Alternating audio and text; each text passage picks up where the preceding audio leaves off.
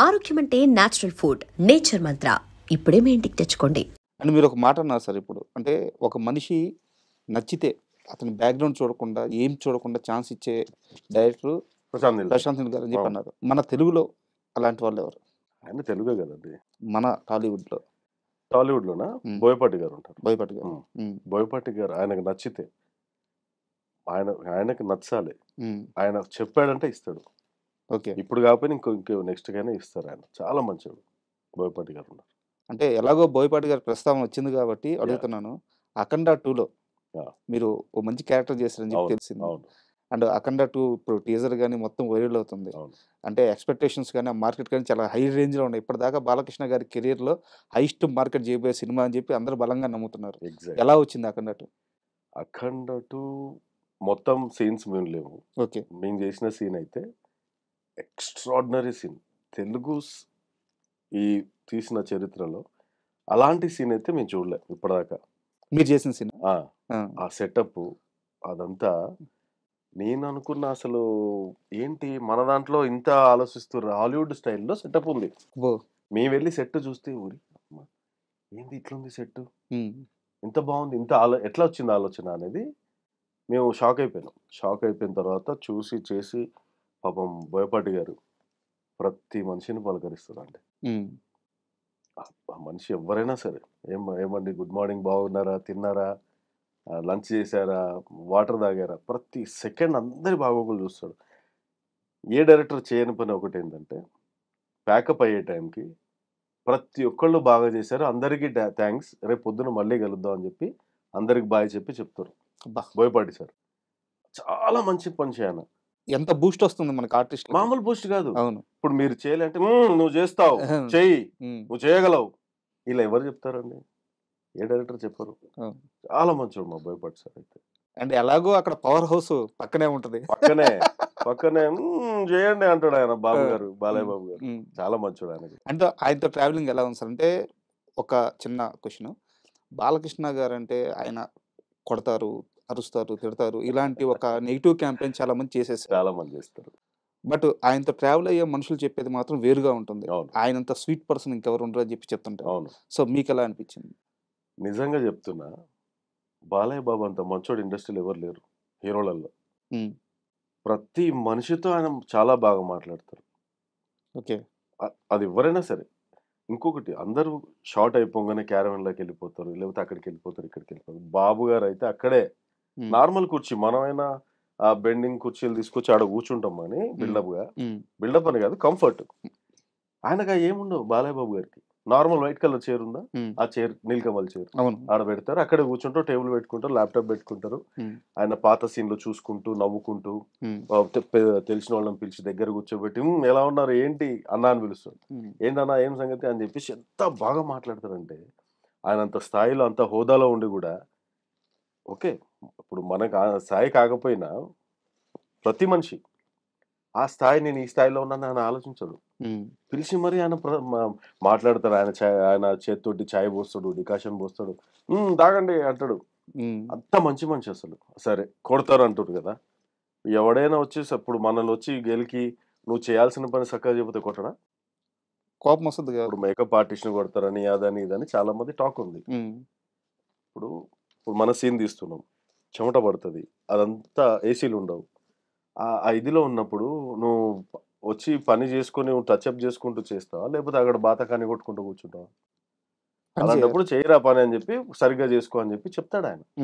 ఒకసారి చెప్తాడు, 2 సార్లు చెప్తాడు, లేకపోతే ఒకసారి ఇట్లా చూస్తాడు, 4సారి పిలిచి కొడతారు ఎవరైనా. పని చక్కగా చేయకపోతే నేర్చుకోనే చెప్తారు కదా. అది జరిగేది. వీళ్ళందరూ తప్పు అపార్థాలు చేసుకొని చాలా నెగిటివ్గా ఇది చేస్తాడు. కానీ ఆయన మనసు ఎలాంటి కల్మషం లేని భోలాశంకరుడు. అంత మంచి మనసు మా బాలయ్య. అందుకే ఎప్పుడు చెప్తాం జై బాలయ్య, జై బాలయ్య.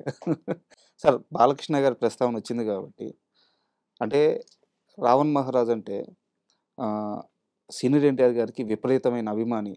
ఆయన డైలాగులన్నీ ఆయనకి కంఠస్థం అని చెప్పి మాకు తెలుసు. అవును. ఒక మంచి డైలాగ్ ఎందుకండి సార్?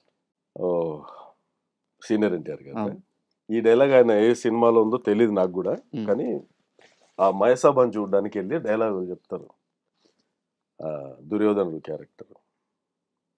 అది అలా ఎలా ఉంటుందంటే, ఆహా ఆహా ఏమి మయసభ, ఏమి విచిత్ర రూపకల్పన, మట్టిలో కోత్తర కళా కౌశలము, సభాభవనమున ఉద్యానవనమా ఎంత రమణీయమగునున్నది.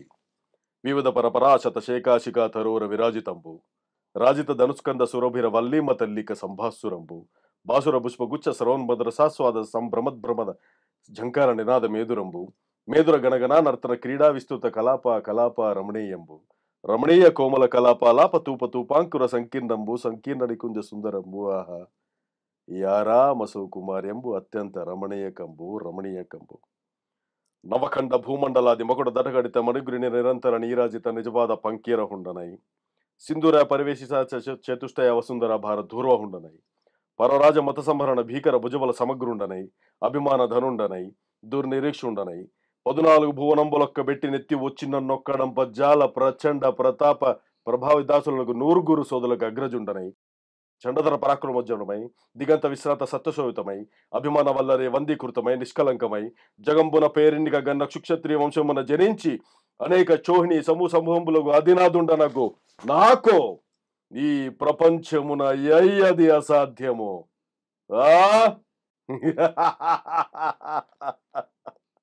ఆ sir thank you thank you అయ్యా super sir. Thank you sir thank you sir. అంటే అసలు ఊపిరి తీసుకోవడం ఆపేస్తా ఉంటారు కదా, అవును. మీరు డైలాగ్ చెప్తుంటే అలా ఉంది నా పరిస్థితి. ఈ ఆహార్యం, ఈ డైలాగ్ డెలివరీ, ఈ జ్ఞాపక శక్తి మన టాలీవుడ్లో ఈ మధ్య కాలంలో చాలా మంది ఆర్టిస్టుల దగ్గర లేని క్వాలిటీస్ ఇవన్నీ. ఎస్ మీలాంటి ఒక పర్సన్ ఒక సినిమా సెట్లోకి వెళ్ళారు, Mm. హీరో పక్కన నిలబడ్డారు, అవును హీరోని బాడీ పరంగా డామినేట్ చేస్తున్నారు, అవును డైలాగ్ పరంగా డామినేట్ చేస్తున్నారు, అవును లుక్స్ పరంగా డామినేట్ చేస్తున్నారు, ఎక్స్ప్రెషన్స్ డామినేట్ చేస్తున్నారు. అవును. మీకు ఎందుకు ఇస్తారు సార్ సినిమా అవకాశాలు?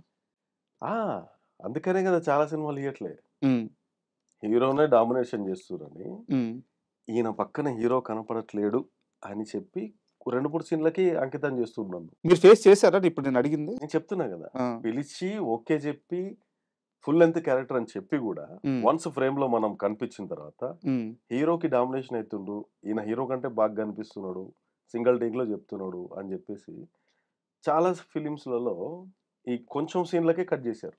ఉమ్, ఫుల్ లెంత్ క్యారెక్టర్ పోయి నీకు నెక్స్ట్ షెడ్యూల్కి ఆ క్యారెక్టర్ ఉండదు, ఉమ్. ఇది ఇక్కడికే అండి అని బాధేస్తుంది చెప్పేసి. ఎప్పుడన్నా?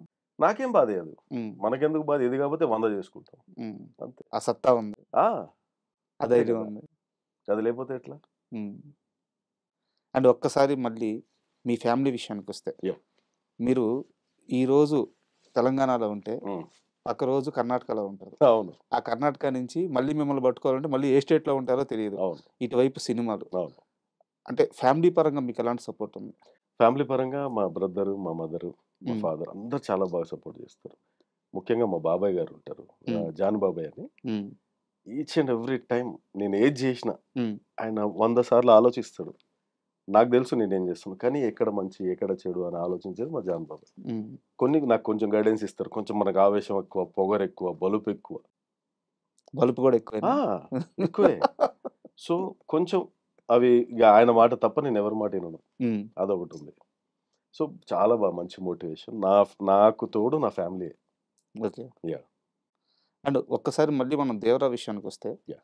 దేవరా అనే సినిమా ఎన్టీఆర్ గారి కెరీర్లో ఆయనకి ఎంత ఇంపార్టెంటో ఆయన ఫ్యాన్స్కి కూడా అంతే ఇష్టమైన సినిమా అది అవును. దేవరా. ఉమ్. సో అంత పెద్ద సినిమా చేసేటప్పుడు ఎక్కడి నుంచి మీకు పిలుపు వచ్చింది, ఎలా ఆ సినిమాలోకి మీరు ఆన్బోర్డ్ అయ్యారు? సురేష్ అని కాస్టింగ్ డైరెక్టర్ ఓకే. ఒక అబ్బాయి ఉమ్, మెసేజ్ చేశాడు, సార్ ఇట్లా ఎన్టీఆర్ గారి ఫిలిం స్టార్ట్ అవుతుంది, ఒకసారి ఆఫీస్కి రండి, ఉమ్, మీరు కావాలి కంపల్సరీ అంటే. నేను కొంచెం బిజీ ఉండి పోలే. ఉమ్, మళ్ళీ 1 వీక్ తర్వాత మళ్ళీ పాపం మెసేజ్ చేశాడు, సర్లే మనం కొంచెం టైం దొరకాలన్నా ఒక 1 అవర్ పోయేసి వద్దాం అని చెప్పి వెళ్ళే ఆఫీస్కి.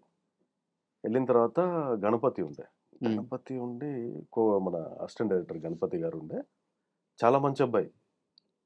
అసలు శివ గారి టీం చాలా మంచోళ్ళు, అందరూ యంగ్స్టర్సే కదా? అందరు యంగ్స్టర్స్. అంటే ఆ చాలా మంది అసిస్టెంట్ డైరెక్టర్లకి, కో డైరెక్టర్లకి ఏముందిలే, చూసాడులే, చేసాడులే, ఇలా ఉండదు వాళ్ళది. ఉమ్, ప్రతి ఒక్కటికి రెస్పెక్ట్ ఇచ్చి చాలా సాఫ్ట్ హార్టెడ్ పర్సన్స్. ఉమ్, శివసార్ అంతే, ఆయనకు తగ్గట్టు ఈ టీం కూడా అంతే.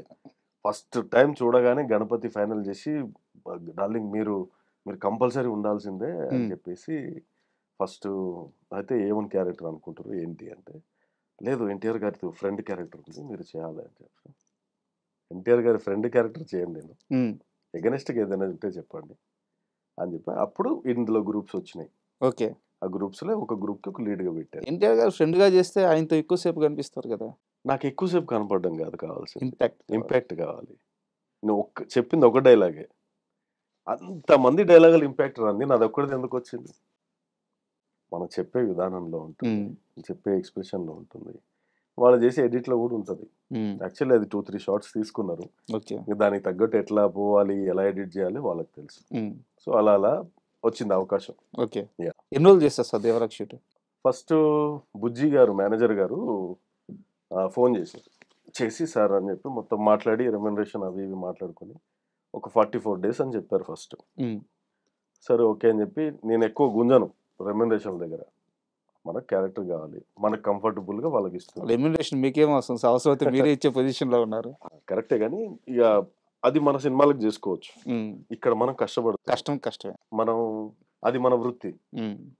నువ్వు రూపాయి తీసుకో కానీ ఫ్రీగా మాత్రం చేయొద్దు, రూపాయి తీసుకో ఫ్రీగా మాత్రం చేయొద్దు. వృత్తి అన్నప్పుడు వృత్తి డబ్బులు పట్టుకొని తీసుకో, ఆ కష్టానికి ఒక విలువ ఉండాలి. సో దాని ప్రకారం స్టార్ట్ అయింది. 44 days అయిపోయింది, 50 days అయిపోయింది, 100 days అయిపోయింది. ఆల్మోస్ట్ 156 days దేవరాజ్ చేసాం. షూట్ నడుస్తూనే ఉంది. మీరు monthly 20 days 25 days shoot. Hyderabad Goa, Hyderabad Goa, Hyderabad Goa, ఇలా 100 మందిని మెయింటైన్ చేసి మన ఎన్టీఆర్ ఆర్ట్స్, యువసుధ ఆర్ట్స్ అందరికీ టైం టు టైం మంచిగా పేమెంట్లు ఇచ్చారు, అన్ని బాగా చూసుకోరు. మేము అనుకోలే అంత బాగా వస్తుంది సినిమా అని. మా ముందంతా గ్రీన్ మ్యాట్, బ్లూ మ్యాట్స్ ఉంటాయి. సినిమా చూసిన తర్వాత అబ్బా ఏడున్నాంరా మనం ఇట్లా అనిపిస్తుంది మాకు. బ్లూ మ్యాట్లో కదా తీసింది. తర్వాత ఆ సీజీ, ఆ వాటర్ వేవ్స్, మేము పొడవ దాంట్లో రాబరీ చేసేది అన్నీ చాలా బాగుండే అనమాట. అలా అట్లా అయిపోయింది అది. And for more videos, please subscribe to iDream. Please subscribe to iDream. Please subscribe iDream. And please subscribe to iDream. For more videos, subscribe to iDream.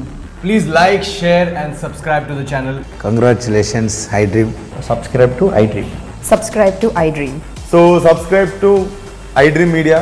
iDream ki iDream team andarki huge congratulations. Please subscribe iDream Media. Please subscribe to iDream. Subscribe iDream. Please subscribe to iDream. iDream అంటే నా కళల channel subscribe చేసుకున్న నోరు తిరుగుతలేదు, మీరైతే గంట గుర్తు కొట్టండి. For more such videos, please subscribe to iDream. Subscribe to iDream. Please subscribe to iDream. Please subscribe iDream Media. Please do subscribe to iDream. Please subscribe to iDream Media. For best entertainment and information, please subscribe iDream. And don't forget to subscribe to iDream.